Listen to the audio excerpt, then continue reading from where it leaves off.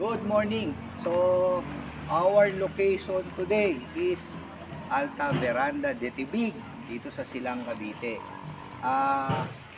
Papakita ko lang sa inyo itong BYD Atto 3. Ito yung 100% fully electric ng BYD. Build your dreams. Pakita natin yung buong auto and then mamaya iti-test ride. Alright, so ito yung side view niya. Ang mags nito is size 17.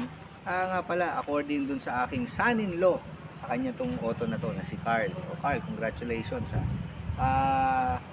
Brand new nito is 1,598,000, 100% automatic, electric. Ang fully charged daw nito is nasa mga 400 kilometers ang kaya niyang takbuhin in distance. Charging time sa mga outlet daw ng mga charging stations nasa mga 4 hours to 6 hours, and pag nasa bahay naman daw at least mga 12 hours yung 220 volts natin na wall charger. Nakasama naman siya sa pagbili nyo nitong BYD. Okay, so what's in the hood? Ito, binuksan natin. So ito daw yung ayan, open natin. So this is the powertrain domain controller. So ito yata yung sa transmission. Ayan. Kasi as you can see, yung part na yon, ayan. Ito, kung makikita dito sa ating camera, nandyan yung kanyang drive shaft nung axle. So ito yan. Ang cooling type nito nakalagay is water cooling.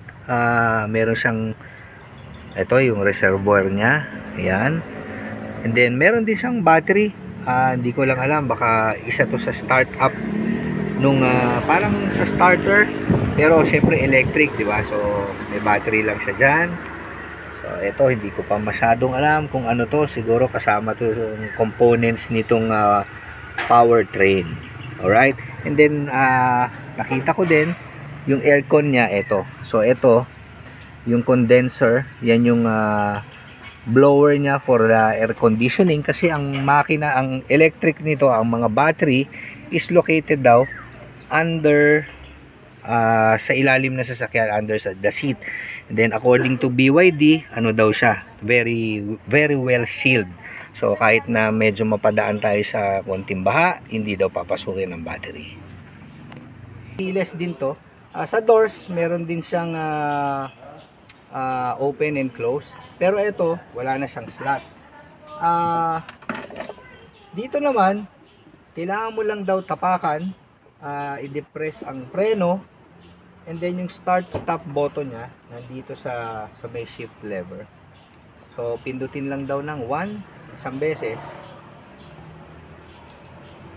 second time, teka lang naguguluhan ako dito, yan. So magsa-start up na siya, iilaw na tong panels na to. Wait. Ayan. So may ilaw na yung panel. Ano na siya? Active na siya. So naka-on na siya. Very high-tech. Wala man lang tayo talaga naririnig, 'di ba? Dahil nga 100% electric. All right. So ito pala, basta hawak mo yung susi nandito. Depress yung preno. Kung makikita mo, wala pang ilaw ang panel. So dito sa shift lever, nandito yung kanyang start and stop button. Pindot. So iilaw yung P. Isang pindot lang. And then yan. Sana makita. Yan, lalabas na ngayon yung wait, adjust tayo. Yan.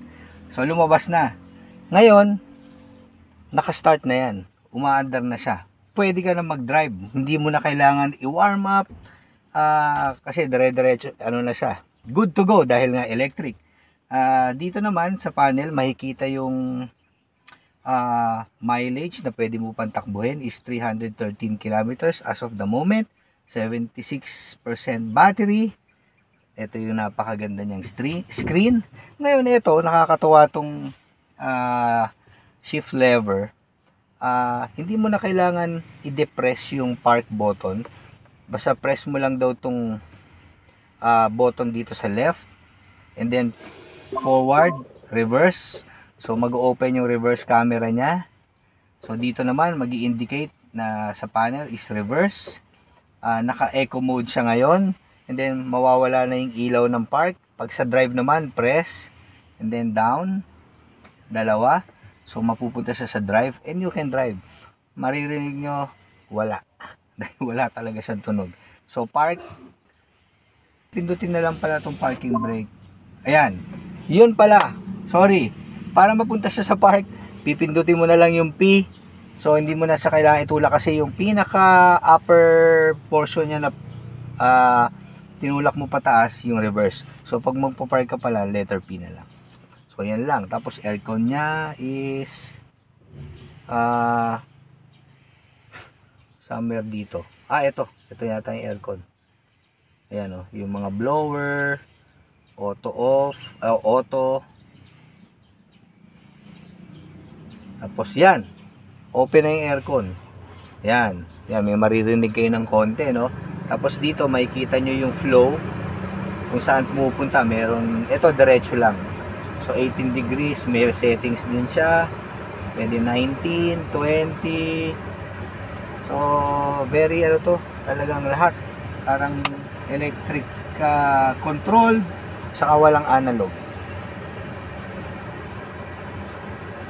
Off natin. How do you put this on off? Yun. It's off. And then, turning off, isang pindot lang din. Wait. Another. Yon. So, yan. Mawawala na yung screen. And it's all off. Front driver side. Nakakatuwa. Oh. So, ito yung pinaka door latch niya. Pag open ng pinto. And then, alam ko ito. Speakers. Active speaker. Power control, power window, door locks, ito yung sa side mirror, then ito, pwede kang mag-gitara, may tunog, di ba?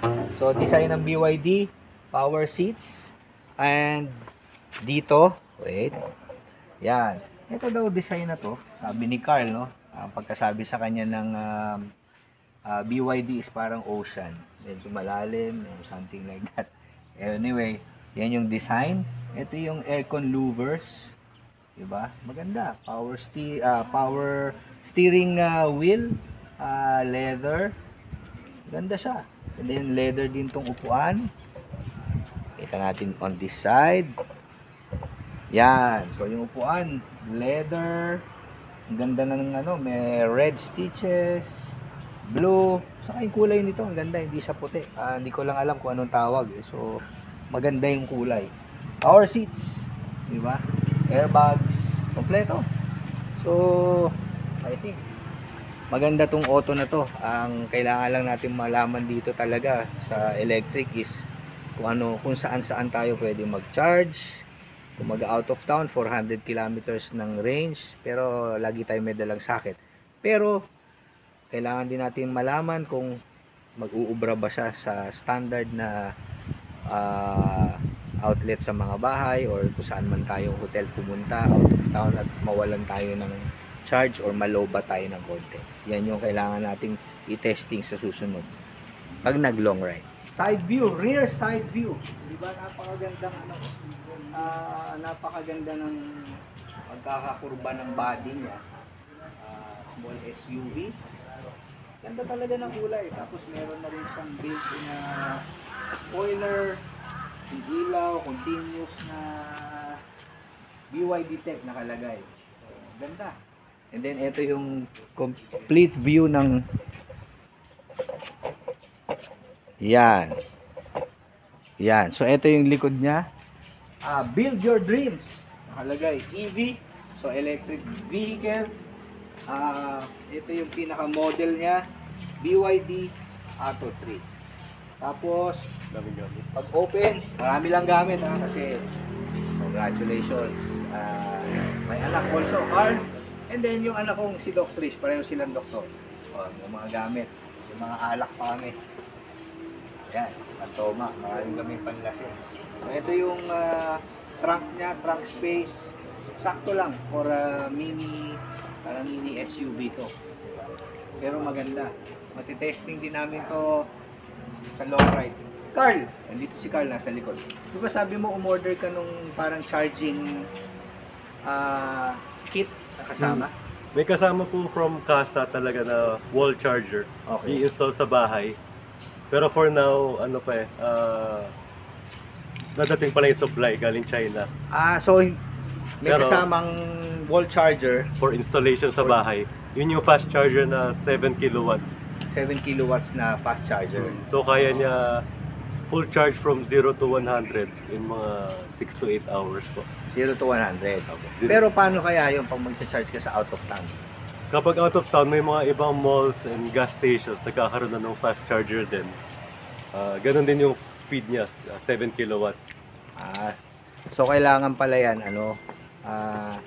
yun lang ang downside niya. Talagang hindi Charging pa ganun stations. karami ang charging stations, di ba? Pero parang eventually mga gas stations nagbi-build na sila nung electric chargers. And mga malls may mga 2 or 3 slots per mall parking na may electric charging. Oo nga. Tapos Kasi ngayon free pa siya sa mga malls.